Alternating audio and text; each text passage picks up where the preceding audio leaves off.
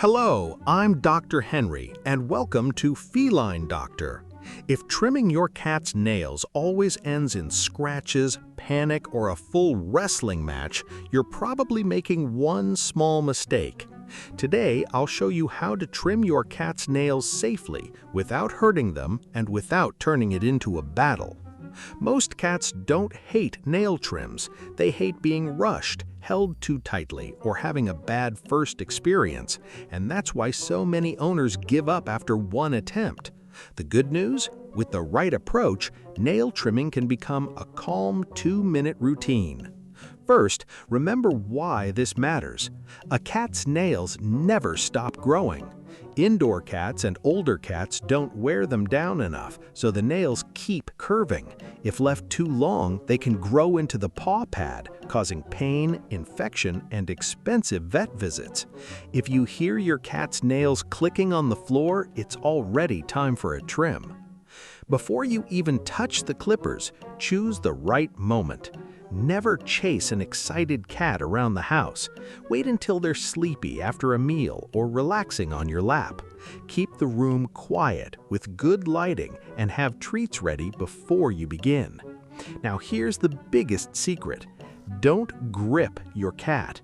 Gently support them. Sit them facing away from you on your lap and let your body provide gentle support. When cats feel trapped, they fight. When they feel secure, they usually relax. To trim, gently press each toe until the claw extends. You'll notice a pink area inside lighter nails. That's the quick, where the nerves and blood vessels are. Never cut into it. Simply remove the sharp hook at the very tip. Taking tiny amounts is always safer than cutting too much. If your cat gets restless after a few nails, stop and continue later. You never have to finish all 4 paws in one sitting. Don't forget the dew claw on the inside of the front legs. Because it never touches the ground, it's the nail most likely to overgrow. And if your cat has dark nails, trim only the very tips to stay safe. Even if you accidentally nick the quick, don't panic. Apply styptic powder or cornstarch to stop the bleeding, offer a treat, and try again another day. One calm response teaches your cat that nail trims aren't something to fear.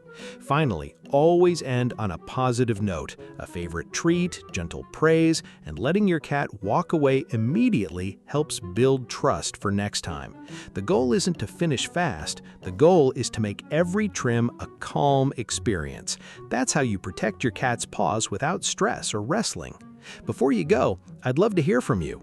Was your cat impossible to trim at first, or have you found a trick that works? Share your story in the comments. Your experience might help another cat owner and their furry friend have a much easier nail trimming day.